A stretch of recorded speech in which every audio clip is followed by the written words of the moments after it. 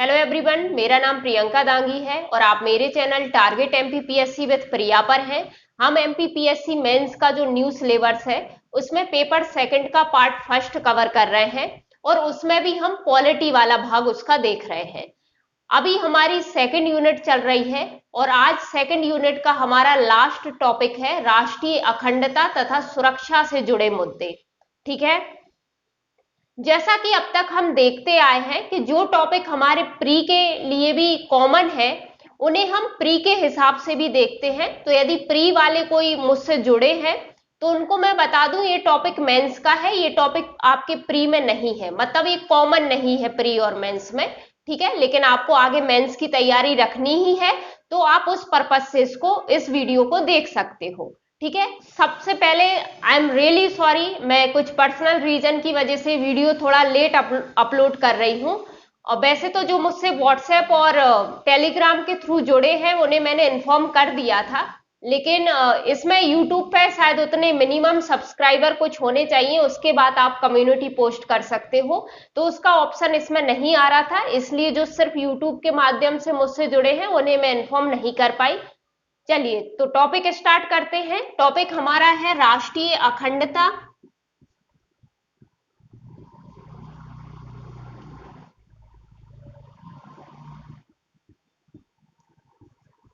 तथा सुरक्षा से जुड़े मुद्दे।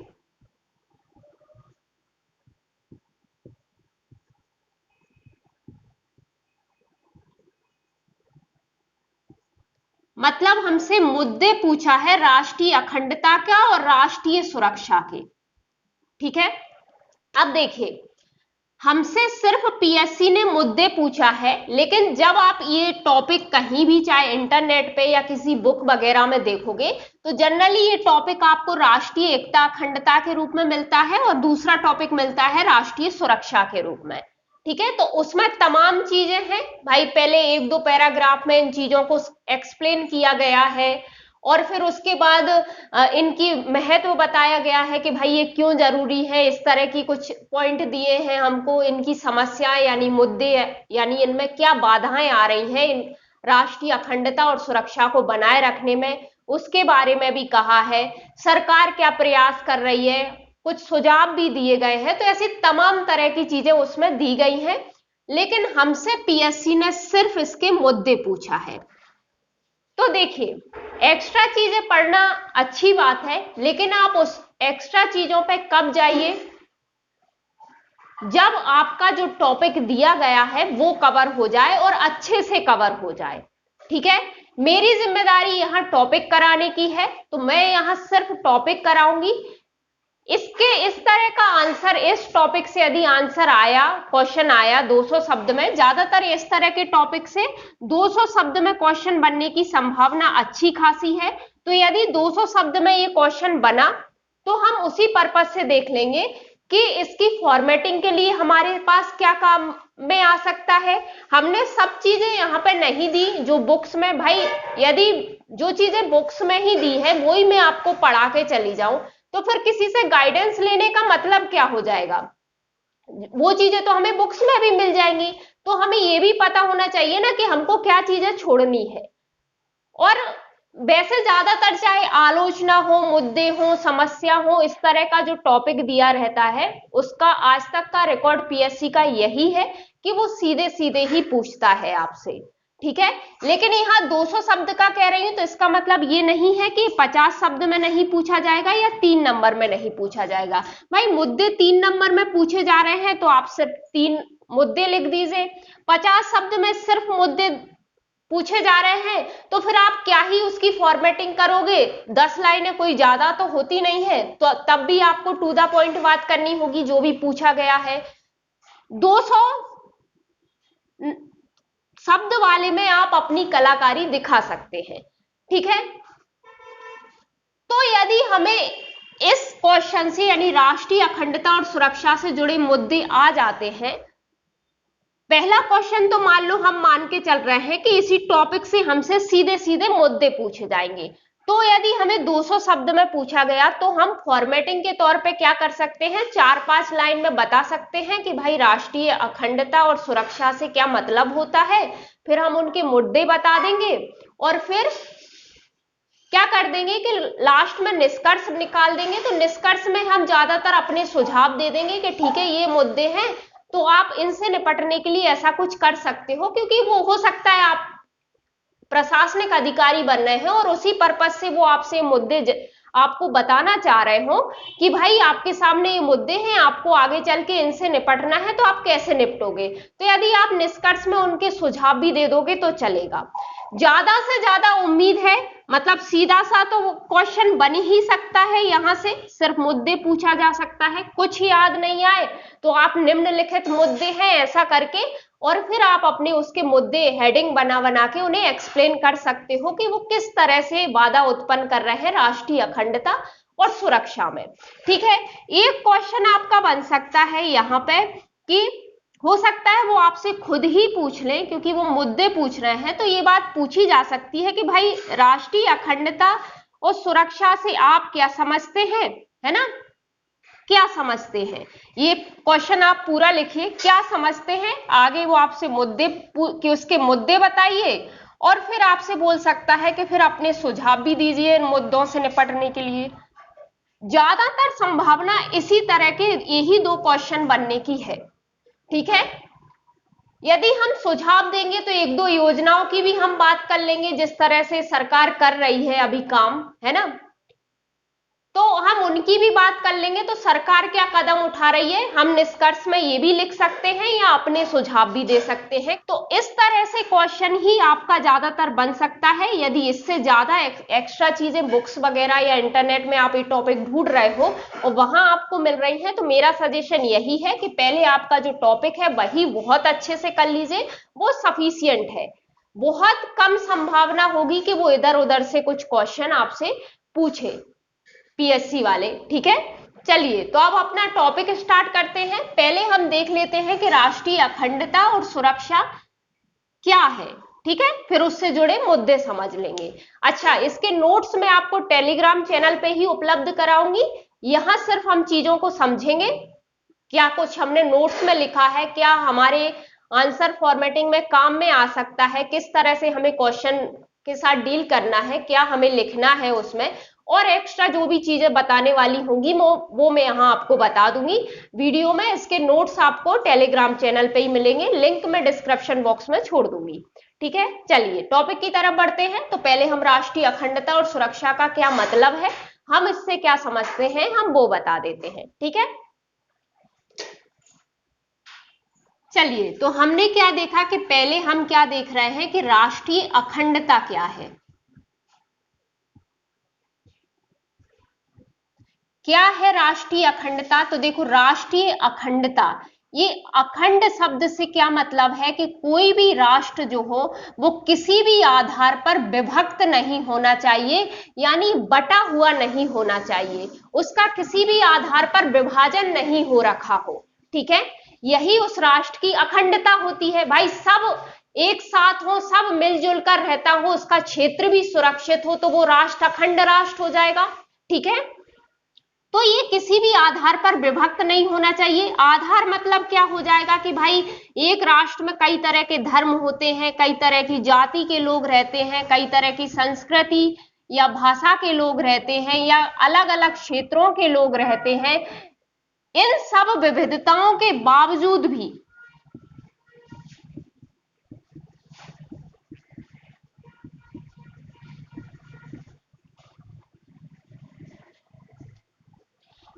इन सब विविधताओं के होते हुए भी उन सब में क्या होना चाहिए, एकता का भाव होना चाहिए।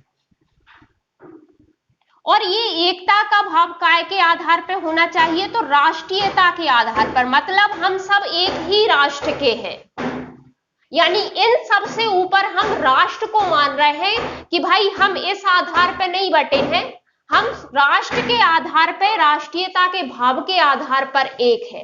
यही किसी राष्ट्र की अखंडता होती है। ठीक है, मतलब कोई भी चाहे आधार हो, चाहे ना तो उसका क्षेत्र के आधार पर राष्ट्र बटा हो, ना इन सब के आधार पर राष्ट्र बटा हो, बल्कि इन सब विविधताओं के होते हुए भी सब में एकता का भाव होना चाहिए, सब मिलजुल कर रहते हो। तो क्या होगा कि उस सब जो सब मिलजुल कर रहेंगे, सब विविधताओं के बावजूद भी इस भाव से, राष्ट्र प्रेम के भाव से, राष्ट्रीयता के भाव से जुड़े होंगे, तो वो किसी भी राष्ट्र की अखंडता होती है। ठीक है, यही चीज किसी राष्ट्र को अखंड बनाती है। ठीक है, समझ में आया। अब हम देखते हैं कि राष्ट्रीय सुरक्षा क्या है। अब हम क्या देख रहे हैं कि राष्ट्रीय सुरक्षा क्या है।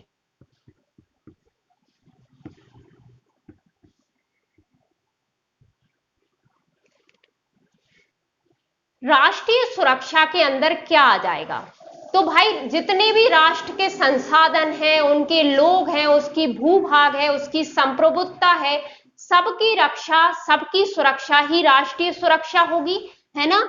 मतलब हम ऐसा कह सकते हैं कि भाई प्रत्येक नागरिक,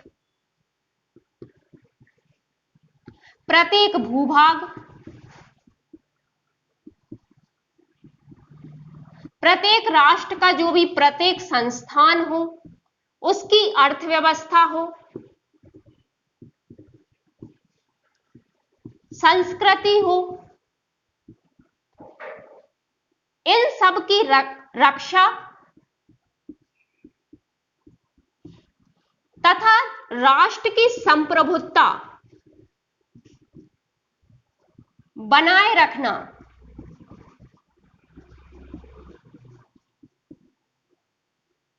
ही क्या है, बनाए रखना ही राष्ट्रीय सुरक्षा है। इन सब के नोट्स आपको मिलेंगे।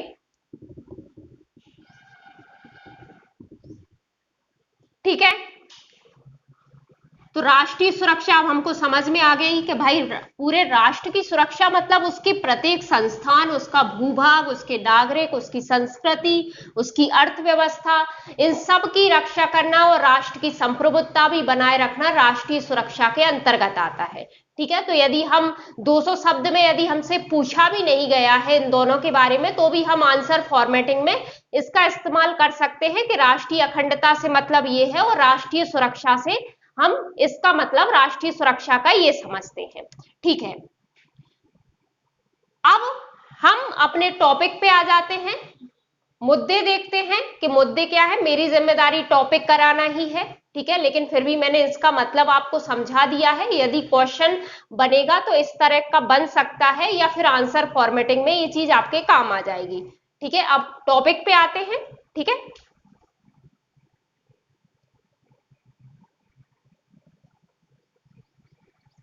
मुद्दे यानी राष्ट्रीय अखंडता और सुरक्षा से जुड़े मुद्दे जो हैं, अब हम वही देख रहे हैं। मैंने पूरी हेडिंग नहीं लिखी है, आप नोट्स में पूरी लिख सकते हो। ठीक है, अब इनके मुद्दे यदि हम देख रहे हैं तो एक चीज मैं यहाँ पे क्लियर कर दूं कि जब मैं टॉपिक देख रही थी, क्योंकि जनरली यही हो रहा था कि किसी भी सोर्स में यदि मैं टॉपिक देख रही थी तो राष्ट्रीय अखंडता, एकता, अखंडता क्या दिया था, अलग से टॉपिक दिया था, यानी अलग से चैप्टर दिया था ज्यादातर सोर्स में, और राष्ट्रीय सुरक्षा अलग से दिया था। ठीक है, तो उनमें अखंडता से जुड़े मुद्दे भी दिए थे। ठीक है, और सुरक्षा से जुड़े मुद्दे कई जगह ऐसे दिए थे कि आंतरिक सुरक्षा, आंतरिक सुरक्षा के मुद्दे और बाह्य सुरक्षा के मुद्दे।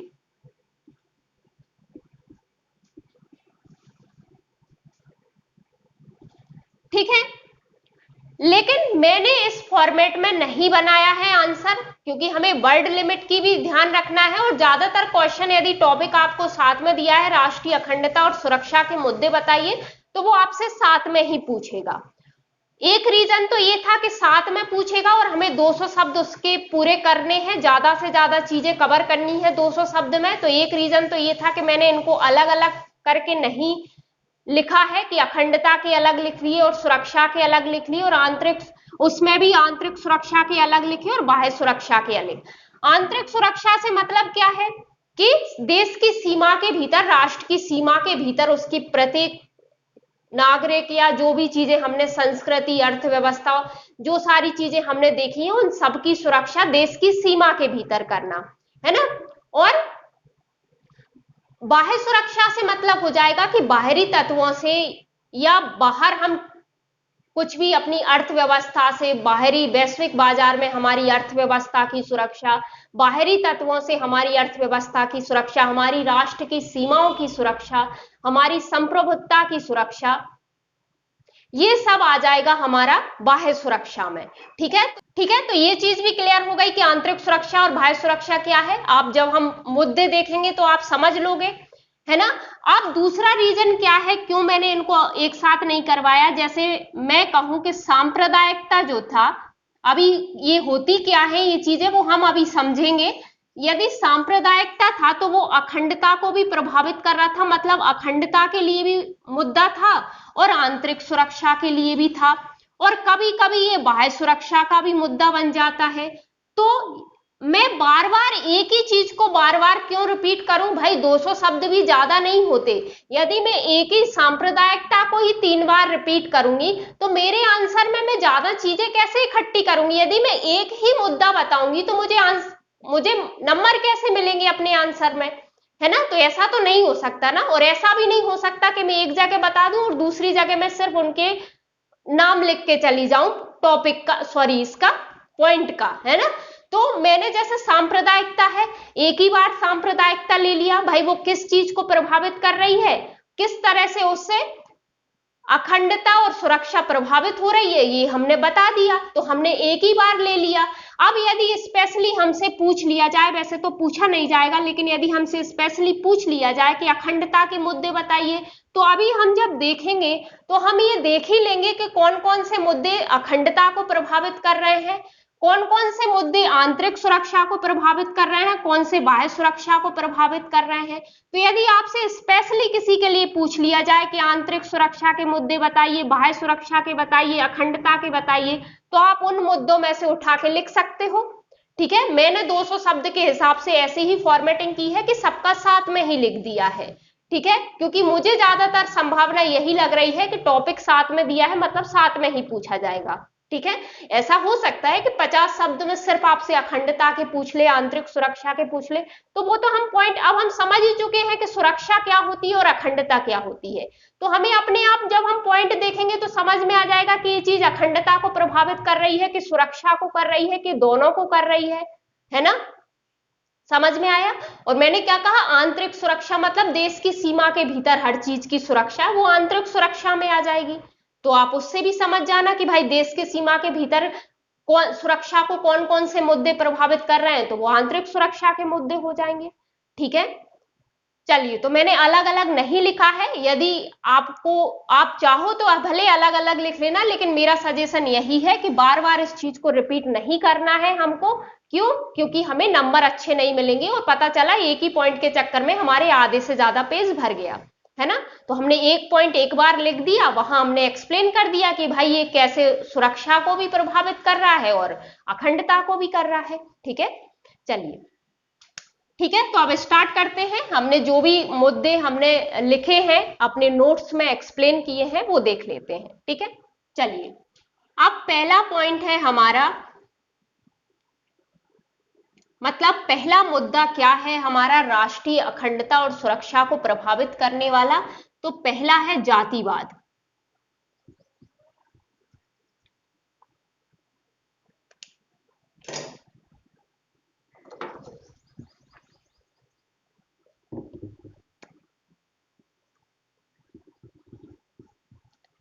जातिवाद, भाई हमारे यहाँ जातिवाद तो हमेशा से ही था, मतलब हमारा प्राचीन काल से ही हमारा समाज क्या था, विभिन्न जातियों उपजातियों में बटा हुआ था। उच्च जातियां अपने आप को श्रेष्ठ स्थापित करने चाहती थी, इसलिए वो निम्न जातियों से घृणा करती थी और उनका शोषण करती थी। निम्न जातियां उच्च जातियों से इसलिए घृणा करने लगी, क्यों? क्योंकि भाई वो उन पर अत्याचार कर रहे थे। तो इस तरह सब अपने अपने जाति में बंध गए, सबकी सोच सबका अपनी अपनी जाति तक रह गए, सिर्फ अपनी जाति के प्रति ही लोग जुड़ाव महसूस करे, दूसरे जाति को वो ईर्ष्या की भावना से देखने लगे। अब वर्तमान में ये समस्या सबसे ज्यादा वोट बैंक की राजनीति के कारण हो रही है। जब हमने मतदान व्यवहार पढ़ा था और पिछले टॉपिक जो हमने पढ़े थे, तो हमने देखा ही था, है ना, इनकी भूमिका, जब हमने जाति की भूमिका हमने देखी थी, राजनीति में, तो हमने ये चीज समझी ही थी, है ना। वोट बैंक की राजनीति मतलब यदि हमें उसी जाति का वोट चाहिए तो हम उसी जाति को टारगेट करेंगे, दूसरी जाति के खिलाफ उनमें नफरत भरेंगे। तो इस चक्कर में क्या हुआ है, वोट बैंक की राजनीति के चक्कर में, कि जातिवाद की खाई और ज्यादा बढ़ गई है। ठीक है, अब ये इतनी ज्यादा, हमने क्या कहा कि भाई अब सिर्फ लोग अपनी जाति के बीच में सिमट कर रह गए हैं। मतलब इस जातिवाद के भाव के कारण भाईचारे की जो भावना होती है, या हम कहें राष्ट्र प्रेम की जो भावना होती है, वो कहीं ना कहीं क्या हो गई है, कमजोर हो गई है ना भाई। एक राष्ट्र के लोगों को हम सिर्फ ये मान के, हमने अखंडता में क्या देखा था कि हम सिर्फ ये मान के चलेंगे कि एक राष्ट्र के लोग हैं हम, हमारा राष्ट्र एक है, राष्ट्रीयता के भाव के साथ हम सबसे जुड़े होंगे। हमने अखंडता में यही कहा था, लेकिन यहां तो सब अपनी अपनी जाति में सिमट के रह गए, तो यहां अखंडता प्रभावित हुई, है ना। मतलब इस विविधता में वो लोग अपने अपने जातियों में बटके रह गए हैं, वो अब राष्ट्र को या भाईचारे, दूसरी जाति के प्रति वो घृणा की भावना ही रखते हैं जातिवाद के चक्कर में। तो भाईचारे और राष्ट्र भाव जो है, राष्ट्र प्रेम का जो भाव है वो कमजोर हो गया है, इसलिए अखंडता को प्रभावित कर रहा है। ठीक है, दूसरा क्या है इसका मुद्दा, राष्ट्रीय अखंडता और सुरक्षा का मुद्दा क्या है, ये सब आपको नोट्स मिलेंगे, तो यहां तो सिर्फ आप समझ लीजिए। तो दूसरा क्या है कि सांप्रदायिकता, अगला मुद्दा इसका सांप्रदायिकता है। सांप्रदायिकता क्या होती है भैया, तो देखो विभिन्न धार्मिक समुदाय जो होते हैं वो अपनी संकीर्ण सोच के कारण जो व्यवहार करते हैं वो सांप्रदायिकता है।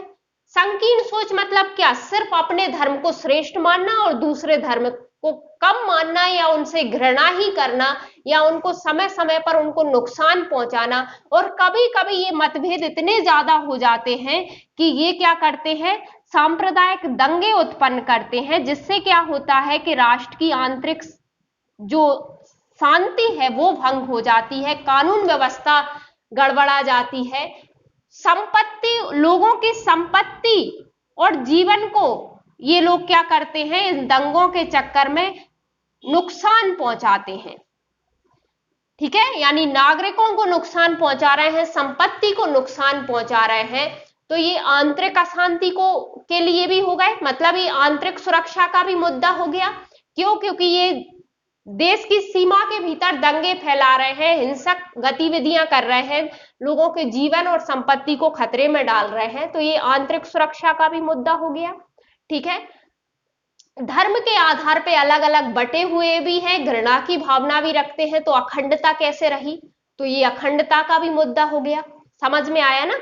ठीक है, और कभी कभी जाति के आधार पर भी ऐसा ही होता है कि जाति के आधार पर लोगों में हिंसक आंदोलन कर देते हैं, और हिंसा कभी कभी भड़क जाती है जाति के आधार पर। तो ये दोनों ही पॉइंट आंतरिक सुरक्षा को भी प्रभावित कर रहे हैं, यानी उसका भी मुद्दा बने हुए हैं, और अखंडता का भी। ठीक है, चलिए अगला देखते हैं। अच्छा, इसका कारण भी वर्तमान में ज्यादातर राजनीति ही है। ठीक है, अगला देखते हैं।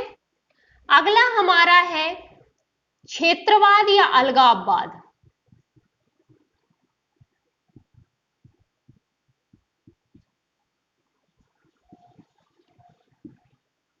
भाई क्षेत्रवाद क्या है कि अपने क्षेत्र से ज्यादा जुड़ाव रखना राष्ट्र की अपेक्षा, है ना। अब जब राष्ट्रीयता की भाव के साथ आप जुड़े ही नहीं हो, राष्ट्र प्रेम को आप मान ही नहीं रहे हो, तो यहां तो सीधे सीधे ही अखंडता प्रभावित हो गई, और इसका लाभ उठा के कोई भी उस क्षेत्र पे कब्जा कर सकता है। मान लो कोई दूसरा क्षेत्र कर दे, वहां पे हिंसक चीजें, गतिविधियां भी हो सकती हैं, अपने अपने उसको क्या करेंगे, अपने क्षेत्र को अलग करने की भी मांग करने लगेंगे, तो अखंडता तो यही गई, है ना। और सुरक्षा भी इससे क्या हो जाती है, खतरे में पड़ जाती है। जैसे जम्मू कश्मीर अलग अलग होने के लिए मांग कर रहा था, तो हमने क्यों उसे अलग नहीं होने दिया, क्योंकि भाई लास्ट में पाकिस्तान या क्या चीन आके वहां आके बैठ जाते, हमारे सिर पे आके बैठ जाते, तो हमारे पूरी देश की सुरक्षा खतरे में आ जाती, है ना। तो क्षेत्रवाद भी अखंडता और सुरक्षा दोनों को प्रभावित करता है, यानी दोनों के लिए मुद्दा बना है। अलगाववाद क्या है भाई? किसी भी आधार पर बड़े बड़े समूह बन जाते हैं और वो अपने आप को अलग करने की मांग करने लगते हैं, चाहे क्षेत्र के आधार पे अलग, हम बोलते हैं हमें अलग राज्य बना दो, या हमें क्या कर दो, हमें अलग ही कर दो, है ना। उस तरह की कभी कभी वो हिंसक गतिविधियां भी करते हैं, शासन का विरोध करते हैं, जैसे खालिस्तानी आंदोलन।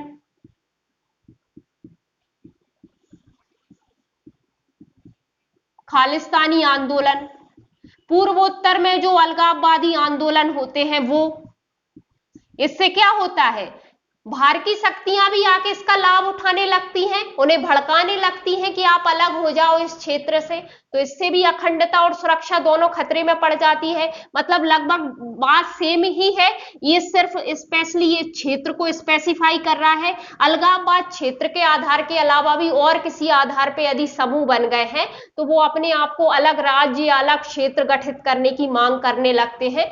तो ये वो हो गया है, ठीक है। तो ये अलगाववाद, पूर्वोत्तर के अलगाववादी आंदोलन,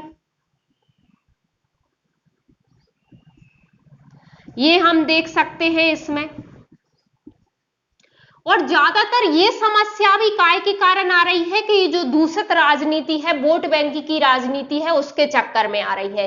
तो मतलब वर्तमान में सबसे बड़ा कारण यही बना है, और बाकी भी कारण हो सकते हैं, वहां के और लोग हो सकते हैं, या वो किसी ऐसी चीज से प्रेरित हो सकते हैं कि नहीं हमको अलग होना चाहिए, या उनकी उपेक्षा की जा रही हो शासन के द्वारा, तो भी वो लोग अपनी आवाज उठाते हैं कि नहीं हमको अलग ही कर दो, है ना। तो इस तरह के तमाम कारण हो सकते हैं, लेकिन वर्तमान में ज्यादातर हम जातिवाद देखें, चाहे सांप्रदायिकता देखें, चाहे क्षेत्रवाद या अलगाववाद देखें, ज्यादातर बड़ी समस्या ये वोट बैंक की राजनीति के चक्कर में हो रही है, राजनीति के चक्कर में हो रही है। क्योंकि भाई कोई क्षेत्र यदि उसको लगता है कि नहीं सरकार हमारी उपेक्षा कर रही है, तो नेता लोग जाके वहां उन्हें और भड़का देते हैं कि अरे वो सरकार, तुम्हारी क्षेत्रीय दल जो होते हैं वो क्या कहते हैं कि नहीं केंद्र सरकार हमारी बात नहीं मानती, हमें राष्ट्र से कोई लेना देना नहीं है भाई, हम तो अपना ही शासन करेंगे, अपने ही लोगों का शासन स्थापित करेंगे, हम ही शासन चलाएंगे, हमें तुम्हारी जरूरत नहीं है। इस तरह से केंद्र राज्य में टकराव होने लगता है ना। तो संघीय व्यवस्था तो वैसे ही गड़बड़ा जाती है, तो सुरक्षा भी खतरे में पड़ सकती है, ठीक है।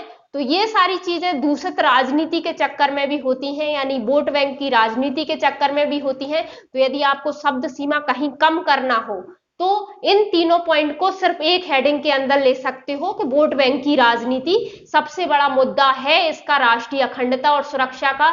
क्यों है? क्योंकि वो जातिवाद को भी बढ़ावा दे रहा है, वो सांप्रदायिकता को भी बढ़ावा दे रहा है, क्षेत्रवाद और अलगाववाद को भी बढ़ावा दे रहा है, जिससे राष्ट्रीय अखंडता और सुरक्षा के लिए खतरा उत्पन्न होता है, ठीक है। तो इस तरह से आप एक पॉइंट भी बना सकते हो, ठीक है। और यह अखंडता के सिर्फ 200 शब्द में लिखने आ गए तो आप इन्हें अलग अलग एक्सप्लेन कर देना, ठीक है। और हम देख ही रहे हैं कि कौन सा पॉइंट, अच्छा ये भी आंतरिक सुरक्षा के लिए हो जाएगा। सुरक्षा से मतलब ये भी काय कि आंतरिक सुरक्षा का मुद्दा हो जाएगा, ठीक है। तो पहले तीनों पॉइंट हमारे अखंडता को भी प्रभावित कर रहे थे मुद्दे, और आंतरिक सुरक्षा को भी, ठीक है। तो ध्यान रखना ये चीज। चलिए आगे बढ़ते हैं, अगला पॉइंट देखते हैं। अगला पॉइंट हमारा है नक्सलवाद।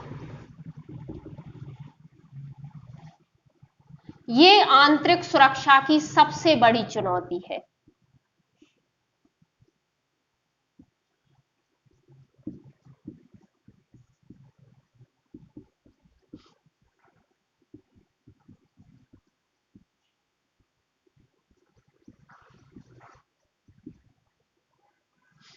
ठीक है, वर्तमान में कम से कम 11 राज्य ऐसे हैं जिनके 90 जिले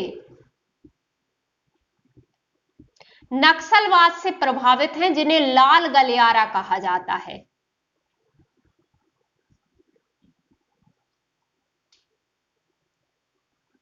ठीक है, नक्सलवाद क्या होता है कि ये लोग जो हैं अपने मुद्दे उठाने के लिए, मतलब एक प्रकार का हिंसक आंदोलन है ये, जो पश्चिम बंगाल के नक्सलवाड़ी जो गांव था वहां से स्टार्ट हुआ था, इसलिए इसे नक्सलवाद कहा जाता है। 1967 से स्टार्ट हुआ था।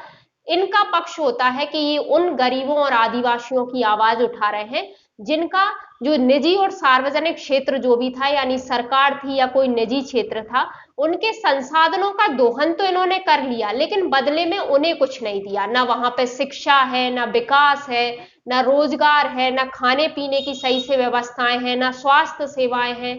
मतलब उनके संसाधन भी ले आए ये लोग और उन्हें बदले में कुछ दिया भी नहीं, और जिन संसाधनों पे वो जीवन यापन कर रहे थे उनको भी छीन लाए।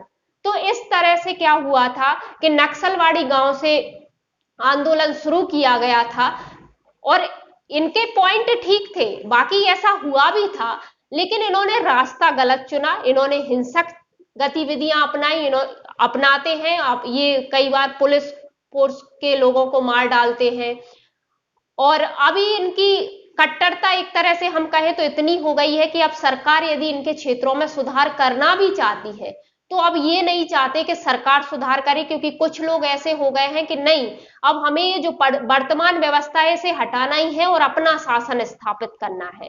और उस क्षेत्र में समानांतर सरकारें चलाते भी हैं, उस क्षेत्र के लोगों से वसूली करते हैं, है ना, अपने हिसाब से वहां की व्यवस्था चलाते हैं। इनके कानून प्रशासन से इनका कोई लेना देना नहीं होता, यदि तुम जाओगे तो तुमको मार डालेंगे। कई बार हमारे पुलिस बल, हमारे जवान जो भी होते हैं आर्मी के, उन लोगों को ये मारते भी हैं, है ना, बेवजह भी आके कहीं आग लगा के चले गए, कहीं बॉम्ब फोड़ के चले गए, है ना। और क्या होता है कि इस तरह से ये लोग हिंसा फैलाते रहते हैं, इसलिए ये हमारे लोगों को लिए खतरा है, हमारे भूभाग के लिए खतरा बनते हैं, हमारे देश की सीमा के भीतर ये हैं। तो इसलिए ये आंतरिक सुरक्षा का सबसे बड़ा चुनौती है, सबसे बड़ा मुद्दा है। यदि इससे ज्यादा आपको नक्सलवाद के बारे में पढ़ना है तो आप गूगल करिए, आपको काफी चीजें वहां पे निकल के आ जाएंगी। वैसे अकेले नक्सलवाद पे 50 शब्द में पूछ ले तो कह नहीं सकते कि भाई नक्सलवाद क्या होता है, ये आंतरिक सुरक्षा को कैसे प्रभावित कर रहा है। इस तरह का भले ही आपसे 50 शब्द में पूछ ले, है ना, तो इतना तो हम लिख ही देंगे, 50 शब्द तो इसमें ही हो जाएंगे हमारे पॉइंट में, ठीक है। और यदि इससे ज्यादा कैसे उत्पत्ति हुई, उसका क्या समाधान निकाला जा रहा है, क्या सरकार पहल कर रही है, भाई सरकार क्या कर रही है, ज्यादा से ज्यादा इनके क्षेत्रों में शिक्षा की व्यवस्था कर रही है ना। जो नवोदय विद्यालय होते हैं, केंद्रीय विद्यालय होते हैं, वो उन क्षेत्रों में स्थापित कर रही है कि लोग शिक्षित हो जाएं तो जागरूक हो जाएंगे, है ना, बाहर के विकास के साथ जुड़ जाएंगे। कनेक्टिविटी बढ़ाने की कोशिश कर रही है, सड़कें वगैरह बना के, ताकि इन्हें जो बाहर की दुनिया है उसका लाभ या उसके विकास का लाभ मिल सके, है ना। तो कर भी रही है, लेकिन अब इनमें से कुछ लोग नहीं चाहते हैं कि ऐसा कुछ हो, जो इनका नेतृत्व कर रहे हैं वो नहीं चाहते, तो इसलिए वहां तक, इन तक प्रशासन और शासन की उतनी पहुंच हो नहीं पाती। और ये लोगों को क्या करते हैं कि सरकार हमारी तरफ ध्यान ही नहीं देती, हमारा शोषण कर रही है, इस तरह से भड़का के ये युवाओं को अपने पक्ष में मिलाते जाते हैं और हिंसक गतिविधियों का सहारा लेते हैं, ठीक है, जिससे ना सिर्फ हमारे लोगों को, हमारे नागरिकों को, हमारी संपत्ति को, हमारे देश की सुरक्षा को भी खतरा होता है, ठीक है। तो ये हमारा है। और यदि इससे ज्यादा आपको नक्सलवाद के बारे में पढ़ना है तो गूगल पे इजीली मिल जाएगा, है ना, सरकार क्या प्रयास कर रही है और सुझाव वगैरह। और यदि करंट में कुछ चल रहा हो ना तो फिर एक बार पढ़ के जाना, क्योंकि हो सकता है फिर वहां से नक्सलवाद से आपसे क्वेश्चन पूछ लिया जाए, और या क्योंकि हमारा आंतरिक सुरक्षा मतलब सुरक्षा टॉपिक है तो उसमें आंतरिक सुरक्षा भी आ जाएगी, और ये उसकी सबसे बड़ी चुनौती भी है, तो इसके बारे में पूछा जा सकता है। मैंने ये चीज आपको इजीली मिल जाएगी, संभावना कम है इसलिए मैं यहाँ उस चीज को नहीं बता रही हूँ, लेकिन हो सकता है आपसे निबंध पूछ लिया जाए, क्योंकि समसमाय की घटनाएं हमारे निबंध के उसमें टॉपिक दिया है ना। तो कभी कोई करंट में कोई चीज चल रही है नक्सलवाद की, तो आप इस तरह का एक आध टॉपिक तैयार करके रखिए, तो हो सकता है आपसे इस तरह का कुछ निबंध में भी पूछ लिया जाए, है ना। चलिए, तो नक्सलवाद कैसे सुरक्षा को खतरे में डाल रहा है हमने देख लिया है। चलिए अब हम देखते हैं आतंकवाद।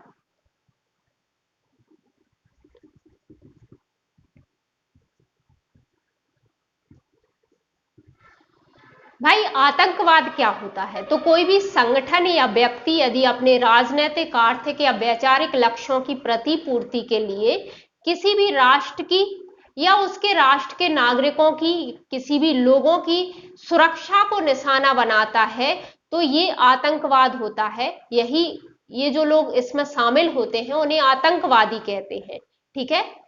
तो ये आतंकवाद होता है। आतंकवाद कई रूप में देखने को मिल रहा है, जो हमारी बाह्य सुरक्षा को भी प्रभावित कर रहा है और आंतरिक सुरक्षा को भी प्रभावित कर रहा है। मतलब हो सकता है कुछ लोग जो है वो घृणा और उनकी ईर्ष्या इतनी ज्यादा बढ़ गई हो, उनके अंदर राष्ट्र प्रेम बिल्कुल भी ना रहा हो, या फिर क्या हो सकता है कि बाहरी कोई शक्तियां क्या करेंगी, जो लोग भड़के बैठे हैं किसी ना किसी आधार पे, जैसे सांप्रदायिकता के आधार पे या किसी क्षेत्रवाद वगैरह के आधार पे, या जो जैसे नक्सली लोगों में शामिल थे, जो सरकार से, शासन से नफरत कर रहे थे, तो या फिर क्या हो सकता है कि उनके पास, बेचारों के पास खाने पीने के लिए कुछ नहीं है। इस तरह की भी चीजें हमने देखी हैं कि उनके पास कुछ नहीं है, तो वो मरने मिटने के लिए भी तैयार होते हैं यदि ऐसे कोई आतंकवादी उनसे आके कह देते हैं कि हम आपको इतना पैसा देंगे, आपको बस वहां जाके बॉम्ब फोड़ के आना है। तो मतलब इन गतिविधियों में भीतरी लोग भी शामिल हो जाते हैं। तो ये हमारी आंतरिक सुरक्षा को ये लोग भी प्रभावित करते हैं। भीतरी लोग मतलब हमारे ही देश के लोग इनके साथ मिल गए और उन्होंने कोई आतंकी गतिविधियों में भाग लिया। ठीक है भाई, उन लोगों ने भड़काया, उन लोगों ने इनको हथियार वथियार दे दिए, बम वगैरह दे दिए, और ये लोग फोड़ के आ गए। भले साथ में ये भी मर जाए, इनको किसी भी कारण से इन्हें अपनी जान की चिंता नहीं है, और ये जाके, और इन्हें राष्ट्र से भी प्रेम नहीं है, तो क्या हुआ कि ये लोग वहां जाके उन गतिविधियों में शामिल हो गए। ठीक है, दूसरा हम देख सकते हैं, एक शब्द आता है आतंकवाद में, राज्य प्रायोजित आतंकवाद।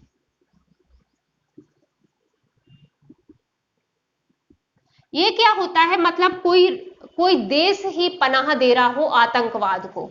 इसका उदाहरण हम देख सकते हैं पाकिस्तान में। कई इंटरनेशनल संगठन, संस्थाएं ये प्रूव कर चुकी हैं कि पाकिस्तान क्या कर रहा है, आतंकवाद को बढ़ावा देता है, उसको फंडिंग वगैरह दे सकता है, उसे पनपने का अवसर दे रहा है। और बार बार पे हमारे यहाँ तो ये हमले करवाते ही रहते हैं, तो ये हमारे लिए बाह्य सुरक्षा का मुद्दा हो गया है ना।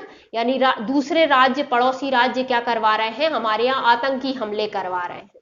ठीक है, तो ये हमारी सुरक्षा के लिए, हमारी बाह्य सुरक्षा का एक प्रमुख मुद्दा है ये राज्य प्रायोजित आतंकवाद। ठीक है, चलिए, हमारी सीमा को नुकसान पहुंचाते हैं, हमारे लोगों को नुकसान पहुंचाते हैं, हमारी संपत्तियों को नुकसान पहुंचाते हैं। ठीक है, हमारे सिपाही मारे जाते हैं।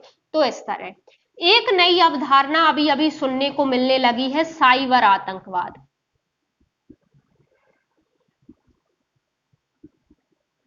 भाई, जब हम डिजिटल हो गए हैं, अब ज्यादातर सूचनाएं, जानकारी हमारी डिजिटली सेव होती हैं। सरकार की सूचनाएं, सरकार के दस्तावेज, उनमें सेंध लगा के राष्ट्रीय सुरक्षा को खतरा उत्पन्न किया जा सकता है। ठीक है, मतलब हैक कर लिया, मान लो देश के ही किसी व्यक्ति के सहारे से कर लिया, या बाहर की किसी शक्ति ने हैक करवा लिए, हमारी जो सुरक्षा से जुड़ी चीजें थी उनको हैक करवा ली। तो साइबर आतंकवाद आजकल डिजिटली हमारी सभी प्रकार की सूचनाएं, जानकारी, सरकार की गतिविधियां ज्यादातर सब क्या ऑनलाइन सुरक्षित होती हैं। यदि किसी राष्ट्रीय सुरक्षा को खतरे में डाल दिया किसी ने, उन्हीं दस्तावेजों को हैक करके, यानी उनमें सेंध लगा के उनको क्या कर दिया, हमारे राष्ट्रीय सुरक्षा को खतरे में डाल दिया, हमारे लोगों को खतरे में डाल दिया, तो ये साइबर आतंकवाद आ जाएगा। ठीक है, तो आतंकवाद में हमने यही लिखा है। ठीक है, चलिए अब आगे देखते हैं। तो ये आतंकवाद बाह्य सुरक्षा का और आंतरिक, कुछ मामलों में आंतरिक सुरक्षा का भी, और विशेषकर बाह्य सुरक्षा का सबसे बड़ा मुद्दा है। ठीक है, चलिए आगे बढ़ते हैं। अगला है कि हमारे जो दोनों पड़ोसी देश हैं, जो जिनसे हमारी बनती कम है, तो दोनों पड़ोसी देश परमाणु हथियार से संपन्न है।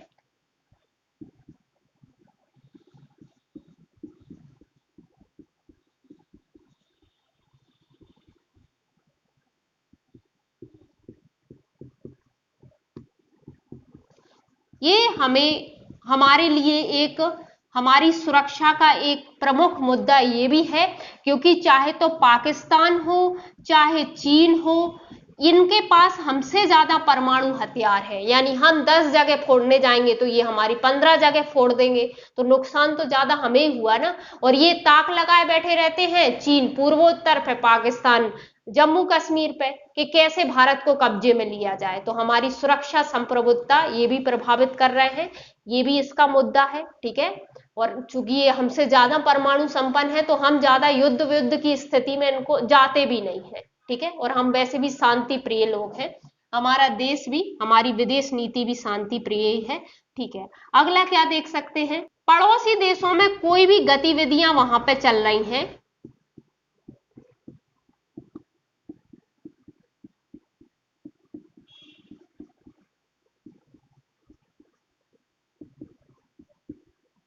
तो वो भी हमारी अखंडता या हमारी सुरक्षा को खतरे में डाल सकती है। कैसे डाल सकती हैं भाई, है ना। तो कैसे खतरा उत्पन्न हो जाएगा, तो हमारी सीमाएं भी कई देशों से लगी हैं, तो हमारे सीमा पर भी किसी प्रकार की गतिविधियां हो सकती हैं, वहां भी हमारी सीमाओं के लिए भी या उन देशों से लगे हुए क्षेत्रों के लिए, वहां के लोगों के लिए नुकसान पहुंचाया जा सकता है। यदि मान लो कहीं पे तख्ता पलट हो रहा है, कहीं पे अटैक वगैरह हो गया है, कहीं जैसे तालिबानी संगठन जैसे, वैसे हमारे यहाँ ज्यादा भाग उसका तो लगता नहीं है अफगानिस्तान का, और हमारे संबंध भी अच्छे हैं, तो तालिबान लोगों ने वहां पे कब्जा किया तो उससे कोई खास फर्क हमें पड़ा नहीं, ठीक है। लेकिन इसी तरह यदि पाकिस्तान में हो जाए, चीन में हो जाए, बांग्लादेश में हो जाए, तो इनसे तो काफी बड़ा हिस्सा हमारा मिलता है, ठीक है। तो इस तरह की कोई भी गतिविधियां होती हैं तो उसका प्रभाव भी हमारी सुरक्षा को या हमारी अखंडता को पड़ता है। जैसे हम इसका एग्जाम्पल ले लेते हैं, शरणार्थी के रूप में ही ले लेते हैं। मान लो कोई भी देश में कोई गतिविधि हुई और वहां के लोग भाग के हमारे देश में शरण ले लिए, तो क्या होगा, हमारी संस्कृति पर प्रभाव पड़ेगा, हमारी संस्कृति में मिलावट आएगी। जबकि हमने राष्ट्रीय सुरक्षा में तो संस्कृति की सुरक्षा भी देखा था ना, तो हमारी संस्कृति में मिलावट हो रही है, ठीक है। हमारे संसाधन वो लोग इस्तेमाल कर रहे हैं आके, जबकि हमारी खुद की जनसंख्या इतनी है, यानी हमारे विकास, हमारी अर्थव्यवस्था पे भी प्रभाव पड़ सकता है। दूसरे देशों से जहां से ये लोग आए हैं उनसे हमारे राजनीतिक संबंध भी खराब हो सकते हैं। जैसे तिब्बती लोग भाग के आ गए थे, भारत ने उनको शरण दी, चीन ने उन पर कब्जा किया, तो चीन भड़का बैठा रहता है कि आपने क्यों तिब्बतियों को शरण दी, है ना। तो इस तरह से तो ये गतिविधियां भी, दूसरे देशों की गतिविधियां भी हमारी अखंडता को या हमारी सुरक्षा को खतरा उत्पन्न कर सकती है। मान लो ये लोग आके क्या करने लगे, उस क्षेत्र के लोगों को भड़काने लगे, है ना। या क्या होता है, जैसे रोहिंग्या मुसलमान आ गए थे तो पूर्वोत्तर में आंदोलन स्टार्ट हो गए थे कि नहीं यहां से भगाओ भाई, वहां के संसाधन, लोगों के संसाधन को इस्तेमाल कर रहे थे ना। तो इन लोगों ने क्या कहा, वहां आंदोलन स्टार्ट हो गए, सरकार से मांग होने लगी कि इनको यहां से निकालो, ठीक है। तो इस तरह की अखंडता, सुरक्षा को ये लोग भी, यानी पड़ोसी देशों की गतिविधियां भी खतरे में डाल सकती हैं। ये भी मुद्दा हो जाएगा। आगे देखते हैं, एक आध पॉइंट और देख लेते हैं, हमारा हो जाएगा इतने में 200 शब्द, बल्कि ज्यादा ही हो गए होंगे। तो आपको इन्हें पॉइंट्स को, जिस, हालांकि मुझे तो ज्यादातर चीजें बतानी होती हैं, एटलीस्ट उतनी तो कि आपको समझ में आए। आप इनको और शॉर्ट करके पॉइंट्स को लिख सकते हो, लेकिन ज्यादा से ज्यादा कोशिश करना कि ज्यादा से ज्यादा मुद्दे ऐड कर सको, उस चीज को एक्सप्लेन करने में ज्यादा लाइनें मत कवर करना, ठीक है। चलिए, वैसे तो मैं नोट्स दूंगी आपको, है ना। चलिए, एक अगला पॉइंट हम देख लेते हैं, काले धन की समस्या। ये कैसे प्रभावित कर सकती है सुरक्षा को। तो देखिए, ये धन क्या होगा, मनी लॉन्ड्रिंग के जरिए ये वैध होने चला जाएगा। अब मान लो यही धन यदि देश के विकास में टैक्स वगैरह टाइम पे दिया होता, इसका टैक्स वगैरह भरा हुआ था, तो देश के विकास में इस्तेमाल होता, उसकी अर्थव्यवस्था भी मजबूत होती, उस विकास होता, तो उसके लोगों को भी लाभ मिलता। तो जो धन की वजह से जो लोग ऐसी गतिविधियों में शामिल हो रहे थे, जिनके पास रोजगार नहीं था, भाई विकास नहीं है तो रोजगार के अवसर भी कम है, तो क्या होगा, ये लोग जो इस तरह से शामिल हो रहे हैं, असामाजिक तत्वों के साथ मिल रहे हैं, लोग इनको इस आधार पर भड़का रहे हैं कि सरकार तुम्हारे लिए कुछ नहीं कर रही है, तो इस तरह की गतिविधियों में कमी आ जाती है ना। एक हम ये भी कई बार कई रिपोर्ट्स में सामने आ चुका है कि जो काला धन होता है वो आतंकी संगठनों को फंडिंग के रूप में इस्तेमाल होता है इनका, और वो आतंकी संगठन हमारे राष्ट्र पे ही आके अटैक करते हैं, ठीक है। तो ये काले धन की समस्या भी राष्ट्रीय सुरक्षा को प्रभावित कर सकती है। आई थिंक 8 पॉइंट काफी है, आप आराम से लिख दोगे, ठीक है, चलिए अब हम इसके सुझाव और देख लेते हैं, क्योंकि यदि या तो मुझे लग रहा है कि सुझाव आपसे पूछे जा सकते हैं, या फिर हो सकता है कि यदि सुझाव नहीं भी पूछे गए हैं तो भी हम आंसर फ्रेम करने में उनका इस्तेमाल कर लेंगे। ठीक है, चलिए इनके सुझाव क्या हो सकते हैं।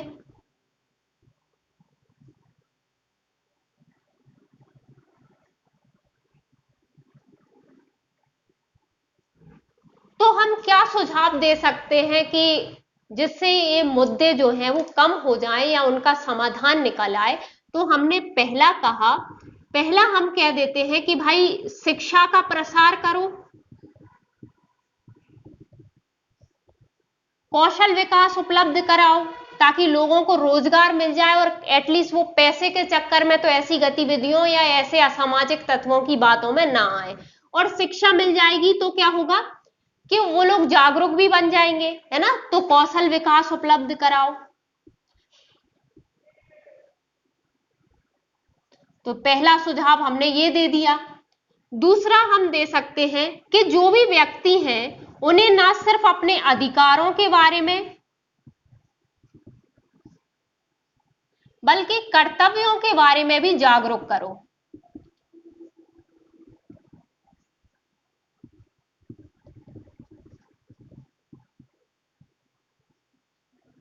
भाई किसी भी कारण से यदि उन्हें उनके अधिकार नहीं मिल रहे हैं तो इसलिए ना क्योंकि वो उसकी मांग ही नहीं कर पा रहे हैं, उनको पता ही नहीं है कि हमारे अधिकार क्या है, इसलिए वंचित और वंचित होते चले गए।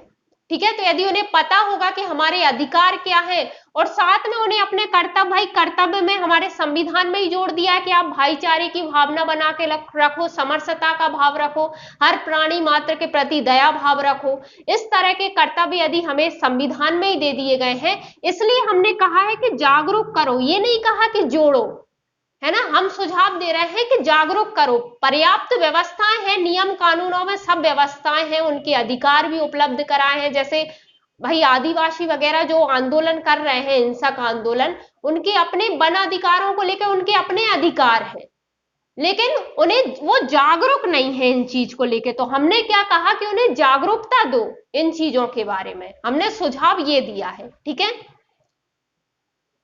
अगला है कि सिद्धांतहीन राजनीति जो होती है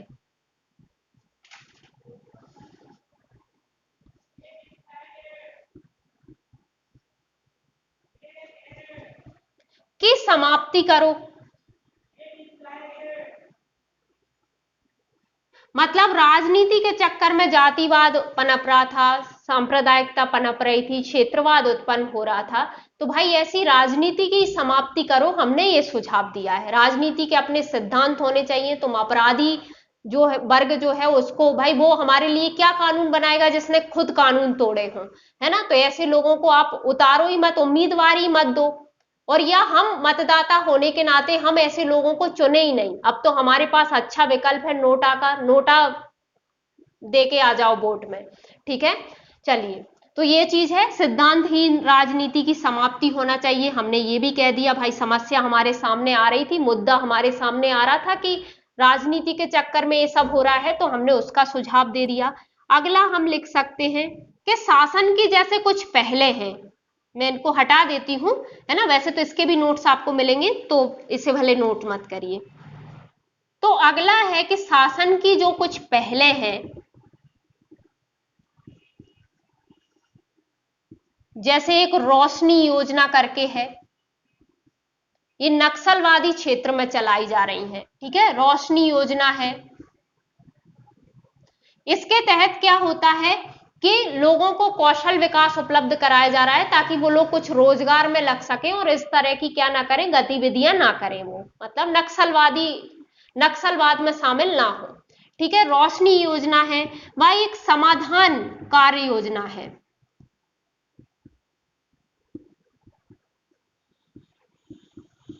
इस समाधान कार्य योजनाओं में बहुत सारी चीजों को ऐड किया गया है, क्योंकि इसके हर वर्ड का अलग अलग मतलब है।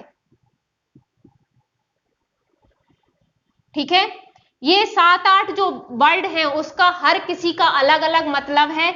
जैसे इसका है स्मार्ट लीडरशिप, एस मतलब है, इसका है एग्रेसिव स्ट्रेटजी, इसका है मोटिवेशनल एंड ट्रेनिंग।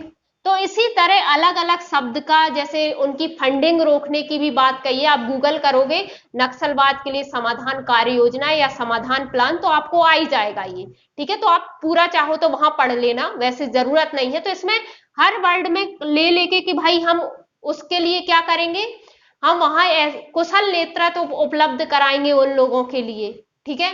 दूसरा हम क्या करेंगे कि उनके लिए आक्रामक रणनीति अपनाएंगे इस चीज को खत्म करने के लिए। यदि वो हिंसा का सहारा ले रहे हैं तो हम भी उन्हें एक आक्रामक रणनीति के तहत, ऐसे लोगों को जो हमारी बात सुनने को तैयार ही नहीं है, उन्हें हम क्या करेंगे, उनके लिए आक्रामक रणनीति अपनाएंगे, उन्हें मोटिवेशन देंगे, उन्हें ट्रेनिंग देंगे ताकि वो रोजगार वगैरह में लग सके, ठीक है। तो ये सारी बहुत सारी चीजें, उनकी फंडिंग बंद कर देंगे।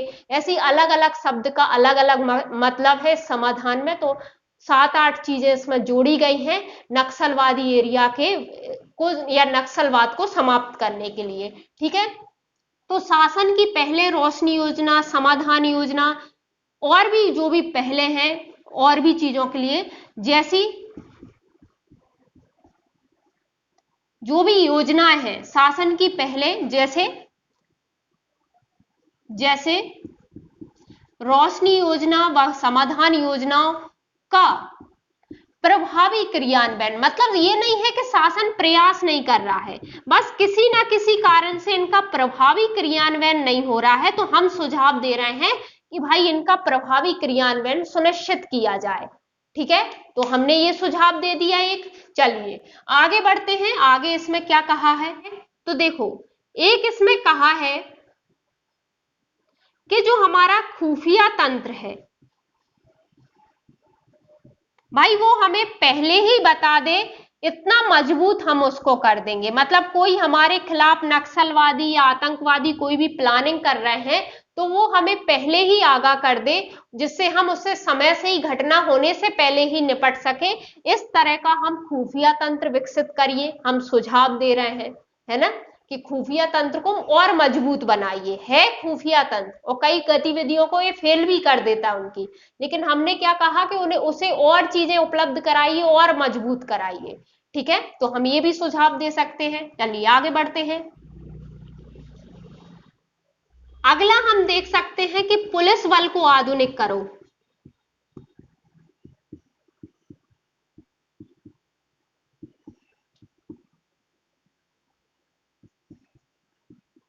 भाई उन्हें इतने संसाधन उपलब्ध कराओ कि वो ऐसी नक्सलवाद वगैरह ऐसी चीजों से वो खुद ही निपट सके। तुम्हें हर चीज में आर्मी की जरूरत पड़ जाती है, उन्हें इतनी अच्छी ट्रेनिंग दो कि स्थानीय स्तर पर वो ही चीजों से निपट सके, ठीक है। लोगों को जागरूक वगैरह कर सके, उस क्षेत्र की समस्या को खत्म कर सके, ठीक है।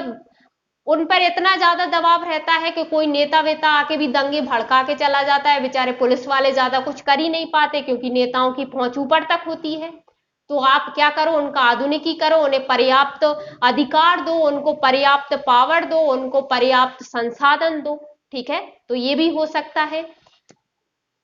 वही चीज वैसे तो सरकार कर ही रही है, सड़कें वगैरह बना के ऐसे क्षेत्रों में, लेकिन डिजिटली भी और ऐसी भौतिक कनेक्टिविटी भी क्या कर सकती है सरकार, उसमें और ज्यादा बढ़ा सकती है, कनेक्टिविटी को अधिक बेहतर कर सकती है, ठीक है, ताकि लोगों को शासन व्यवस्था का, विकास का, सब चीजों का लाभ मिल सके और वो शासन से ऐसी कोई घृणा रखे ही ना, ठीक है। तो ये कुछ पॉइंट, ये सुझाव हम दे देंगे। मुझे पूरी उम्मीद है कि आपका क्वेश्चन यहां से कवर हो जाएगा।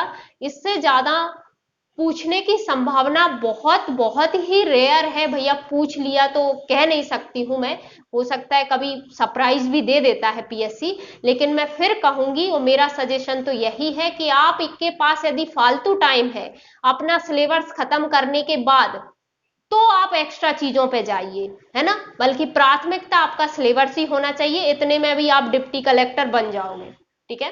चलिए, थैंक यू सो मच ये वीडियो देखने के लिए। आई होप आपको ये वीडियो अच्छा लगा होगा, आपके लिए हेल्पफुल होगा। और यदि वीडियो अच्छा लगा है तो प्लीज इसे लाइक कीजिए, शेयर कीजिए और चैनल को सब्सक्राइब कीजिए यदि नहीं किया है तो। Thank you so much.